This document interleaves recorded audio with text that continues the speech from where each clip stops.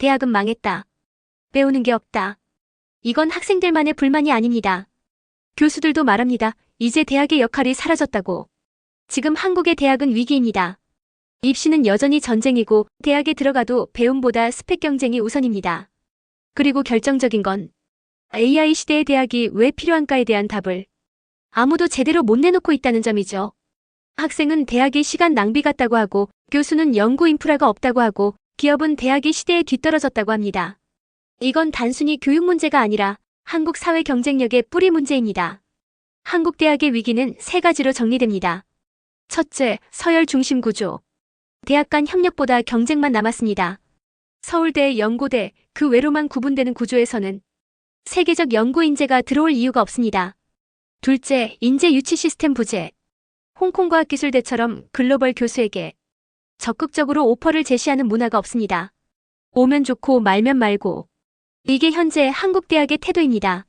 셋째, 연구보다 행정 중심 구조. 좋은 교수를 뽑아도 시스템이 연구를 막습니다.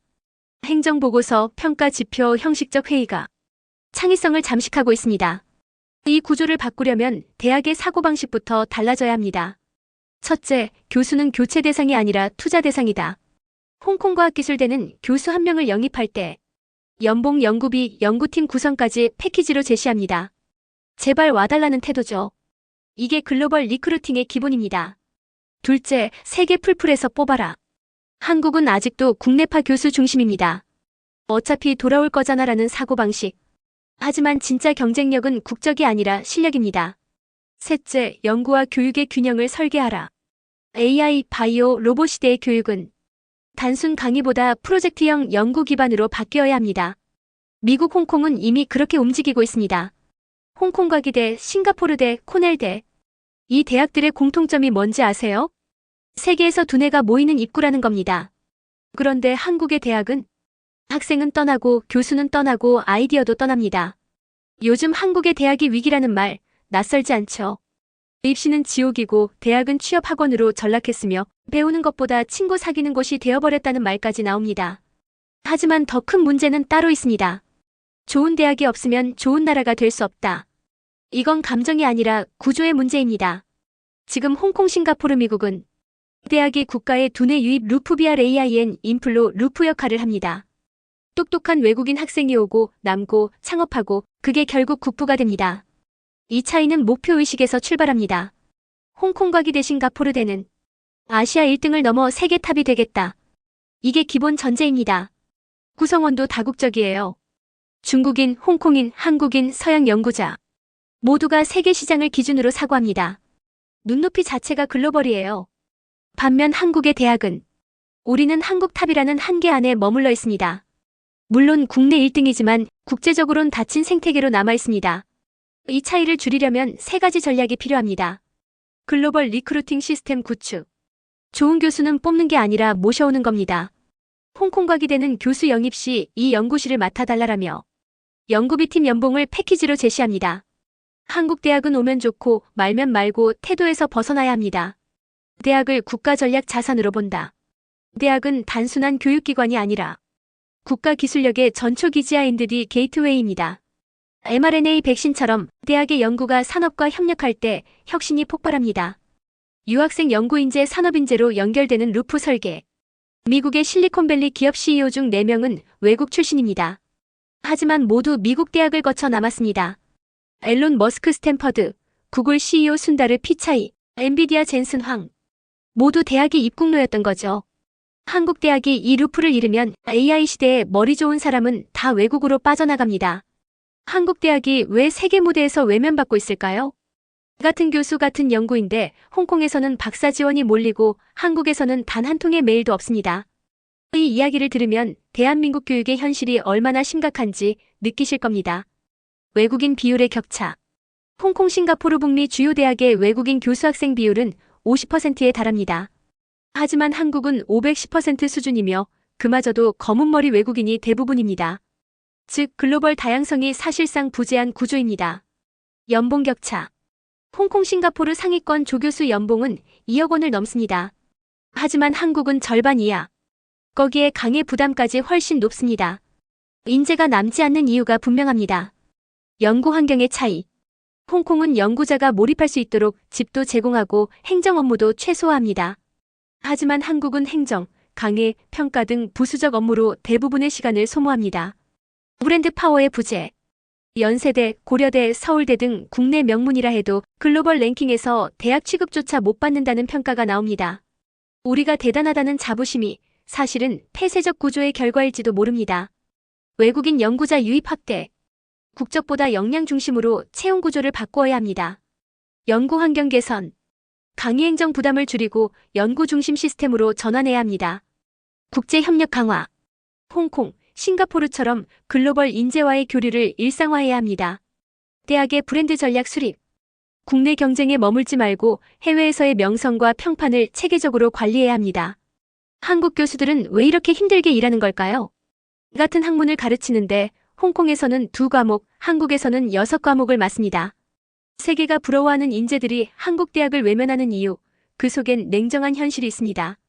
요즘 대학 현실을 보면 마음이 무겁습니다. 강의는 점점 많아지고 연구할 시간은 줄어들고 행정 업무는 쌓여만 갑니다. 열정으로 버티던 교수들도 이제는 지쳐가고 있습니다. 학생들은 왜 수업이 이렇게 빡빡하냐고 묻고 교수들은 이렇게는 제대로 가르칠 수 없다고 토로합니다. 하지만 누구도 구조를 바꾸려 하지 않죠. 홍콩이나 미국에선 한 학기에 2과목 정도 맞는 게 일반적입니다. 그런데 한국에서는 5, 6과목이 기본이에요. 연구보단 강의 시간표 맞추기가 더 큰 과제가 되어버린 겁니다. 이건 개인의 문제가 아니라 우리 교육 시스템이 한계에 다다랐다는 신호입니다. 교수 1인당 강의 과목 수의 압박. 서울대조차 한 교수당 3과목, 다른 대학은 5에서 6과목을 맡는 경우가 일반적입니다. 그만큼 교수의 연구 시간이 줄어듭니다. 학생 대비 교수 비율의 불균형. 한국 대학은 학생 수에 비해 교수 수가 절대적으로 부족합니다. 등록금을 낮추기 위해 많이 뽑고 적게 배정하는 구조를 유지하고 있기 때문입니다. 연봉 격차와 구조적 한계. 해외 상위권 대학의 조교수 연봉은 2억 원 이상이지만 한국은 7천만 원 수준에 그칩니다. 홍콩은 집을 제공하고 자녀의 국제학교 학비까지 지원하지만 한국은 그런 시도조차 없습니다. 글로벌 경쟁력의 부재. 홍콩은 처음부터 세계 시장에서 1등을 하겠다는 목표로 설계되었습니다. 그래서 코넬대보다 더 많은 혜택을 제공하며 인재를 모았습니다. 반면 한국은 그런 시도 자체가 없었던 나라로 남아있습니다. 인재에 맞는 대우부터 재설정해야 합니다. 세계적 연구자를 영입하려면 세계적 수준의 보상을 제공해야 합니다. 교수의 업무 구조를 개편해야 합니다. 행정과 강의 부담을 줄이고 연구에 집중할 수 있는 환경을 만들어야 합니다. 선택과 집중 전략이 필요합니다. 모든 대학이 세계 수준이 될 수는 없습니다. 최상위 대학이라면 그만큼의 인재 투자와 지원이 따라야 합니다. 공공의 시각도 바뀌어야 합니다. 교수 월급 올리자가 아니라 좋은 인재를 데려와야 나라 경쟁력이 올라간다는 시각으로 바꿔야 합니다. 대학 등록금이 왜 이렇게 오르지 못할까요? 17년 동안 동결된 등록금, 그 사이 교수 연봉은 멈췄고 대학은 무너지고 있습니다. 이대로 가면 세계적인 인재는 한국으로 오지 않습니다. 지금 우리 대학은 말 그대로 숨만 붙어있는 상태입니다. 학교마다 세계적 인재를 모셔오자고 말은 하지만 현실은 정반대입니다. 예산은 바닥나 있고 정부의 규제는 옥죄고 대학은 교육부 눈치만 봅니다. 총장들이 모여 등록금이라도 조금 올리자고 하면 누군가는 괜히 찍히면 끝이다라며 움찔합니다. 교육부가 허가하지 않으면 올릴 수 없고 정부 예산을 조금이라도 받는 순간 완전히 종속됩니다. 등록금을 2배로 올려도 갈 사람은 갑니다. 그런데 아무도 그 결정을 내리지 못합니다. 왜냐면 한번 찍히면 바로 세무조사나 지원 중단 같은 압박이 들어오기 때문이죠. 이건 단순한 행정 문제가 아니라 대한민국 고등교육이 멈춰버린 이유입니다. 대학이 이렇게까지 힘들어진 가장 큰 이유는 돈의 흐름이 막혀버렸기 때문입니다. 등록금은 17년째 동결되어 있고 그 사이 물가와 인건비는 3배 가까이 올랐습니다. 교수들은 강의와 행정에 치여 연구할 시간이 줄었고 학교는 새로운 수익 구조를 만들 여력이 없습니다. 게다가 등록금을 조금이라도 올리면 국가장학금이 끊기는 모순적인 구조가 있습니다. 결국 대학은 정부 예산에 의존할 수밖에 없고 교육부 눈치를 보는 종속기관으로 전락했습니다. 더 큰 문제는 이런 현실이 학생들에게도 고스란히 전가된다는 점입니다. 등록금이 싸다고 좋아할 게 아닙니다. 학교가 가난하면 교수도, 교육의 질도, 미래의 기회도 함께 가난해집니다. 영어 유치원보다 싸고 산후조리원 한 달보다 저렴한 대학 등록금으로 세계 수준의 교육을 바란다는 건 불가능한 일입니다. 이제 값싼 대학이라는 말 뒤에 숨은 교육의 붕괴 구조를 직시해야 합니다. 그럼 어떻게 해야 할까요? 무작정 등록금을 올리자는 게 아닙니다. 공정하게, 그리고 지속 가능하게 바꿔야 합니다. 가장 먼저 소득 기반 장학금 제도를 도입해야 합니다. 돈이 있는 사람은 더 내고 어려운 학생은 전액 장학금을 받는 구조죠. 미국의 아이비리그 대학들이 모두 이렇게 운영됩니다. 연간 학비는 1억이 넘지만 부모 소득이 일정 이하이면 한 푼도 내지 않습니다. 많이 버는 집은 더 내고 어려운 집은 무료로 다닌다. 이게 진짜 공정한 구조입니다. 두 번째로 대학의 자율성을 보장해야 합니다. 교육부가 등록금 인상 여부를 결정하는 나라, 전 세계에 거의 없습니다. 대학은 교육기관이지 행정기관이 아닙니다. 스스로 재정을 운영할 수 있어야 경쟁도 혁신도 일어납니다. 그리고 대학이 스스로 수익을 창출할 수 있는 구조를 만들어야 합니다. 산학협력, 연구창업, 글로벌 공동 프로젝트, 학교 브랜드 사업 등 교육 외에 지속 가능한 수익원을 확보해야 합니다. 마지막으로 외국인 학생 유치는 필수입니다. 코넬대나 홍콩과기대처럼 외국인 등록금 수입이 학교 재정을 지탱하는 중요한 축이 되기 때문이죠. 외국인이 오면 문화가 열리고 경쟁이 생기고 학교가 세계로 연결됩니다. 결국 대학이 돈을 버는 구조를 만드는 것이 좋은 교육을 유지하는 구조로 이어져야 합니다. 한국 대학 연구할 이유가 사라졌습니다. 논문을 많이 내도 잘 써도 아무 차이가 없습니다. 이런 구조로는 세계적인 학자가 나올 수 없습니다. 지금 한국 대학은 이상한 구조에 갇혀 있습니다. 열심히 연구해도 보상이 없고 대충 해도 불이익이 없습니다. 논문 몇 편 내냐로만 평가받는 세상에서 누가 좋은 논문을 쓰려고 애를 쓰겠습니까?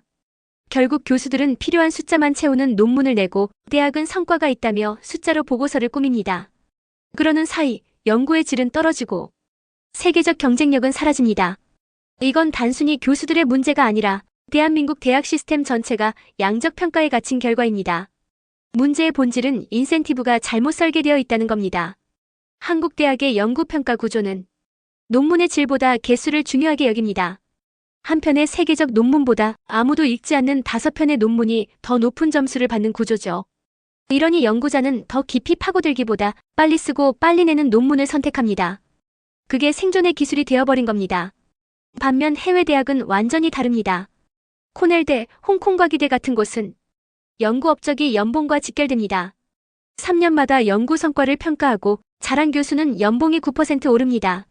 이게 단발성 보너스가 아니라 평생 월급이 9% 인상되는 구조입니다. 반대로 부진하면 1%만 오르죠.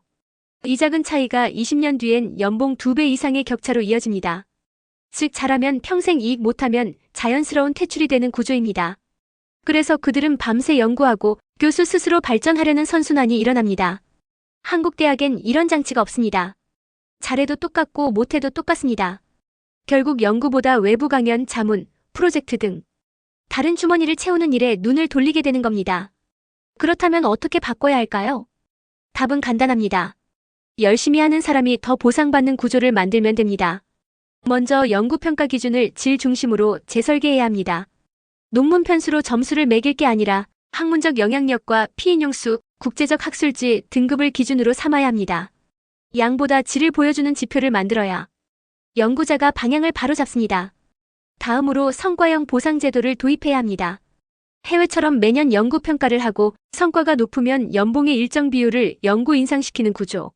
한 번의 수당이 아니라 기본급에 반영되는 인센티브여야 합니다.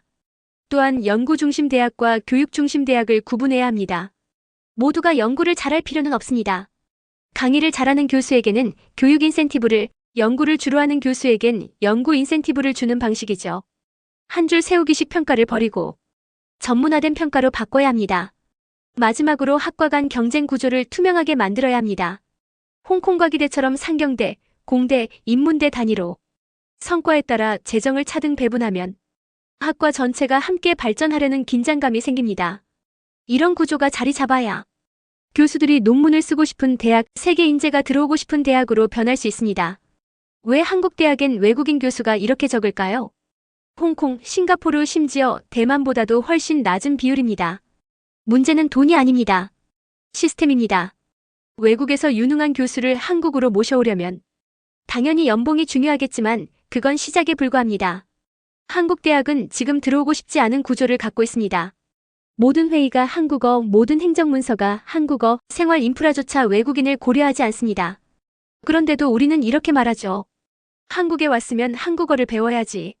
하지만 반대로 생각해보면 우리가 중국 대학에 가서 모든 걸 중국어로 처리하라 하면 버틸 수 있을까요? 외국인 교수 입장에서는 그게 현실입니다. 결국 그들은 한국을 선택하지 않습니다. 가장 큰 이유는 언어 장벽과 제도적 폐쇄성입니다. 한국 대학 대부분은 여전히 회의, 문서, 행정을 전부 한국어로 진행합니다. 영어 공용화는커녕 외국인 교수 한 명을 위한 번역 시스템조차 없습니다. 그러니 해외에서 온 교수들은 회의에서 말 한마디도 못하고 행정 절차에 막혀 연구보다 서류에 시간을 더 쓰게 됩니다. 반면 홍콩, 싱가포르, 말레이시아 같은 지역은 다릅니다.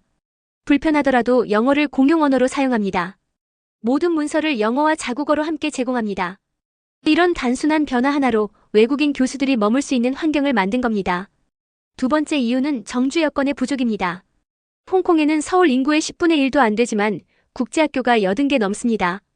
하지만 포항에는 단 한 곳의 국제학교도 없습니다. 그럼 포항공대에 외국인 교수가 어떻게 가족과 함께 옵니까? 교육, 병원, 생활 편의시설. 이 기본 인프라가 없으니 외국인 교수가 와도 오래 머물 수가 없습니다. 세 번째로 한국의 인식구조가 문제입니다. 국제학교가 늘면 공교육이 무너진다는 말이 먼저 나옵니다.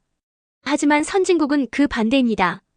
국제학교와 사교육이 발전할수록 공교육이 자극을 받아 개혁이 일어나죠. 우리는 여전히 닫는 문화에 머물러 있습니다. 그렇다면 어떻게 해야 할까요? 돈을 더 주는 것보다 먼저 언어의 벽을 허물어야 합니다. 회의, 공문, 행정문서를 모두 한국어 영어 병행 체계로 바꿔야 합니다. 요즘엔 AI 번역 기술이 발달해서 챗GPT 같은 도구로 하루 만에 시스템 구축이 가능합니다. 불가능한 일이 아닙니다. 다음은 생활 인프라 확충입니다. 외국인 교수는 혼자 오는 게 아닙니다. 자녀가 다닐 학교, 영어가 가능한 병원, 국제적 커뮤니티가 함께 있어야 정착할 수 있습니다. 도시마다 최소 한 곳 이상 국제학교가 있어야 합니다. 포항에는 국제학교가 없다. 이건 교육이 아니라 고립입니다. 세 번째는 정책적 유인책입니다. 스웨덴이나 대만, 중국 광둥성은 외국인 교수가 들어오면 56년간 소득세를 면제합니다. 한국은 그런 제도가 거의 없습니다. 세금 감면, 연구비 지원, 가족비자 간소화 같은 제도는 세계적으로 기본 옵션입니다. 이런 장치가 있어야 한국으로 가볼까? 라는 생각이 가능합니다. 마지막으로 대학의 국제화 의지 자체가 바뀌어야 합니다. 외국인을 특이한 존재로 볼 게 아니라 학교의 경쟁력으로 인식해야 합니다. 한 명의 외국인 교수가 들어오면 그가 만드는 수업, 연구, 네트워크는 학교의 수준을 끌어올립니다.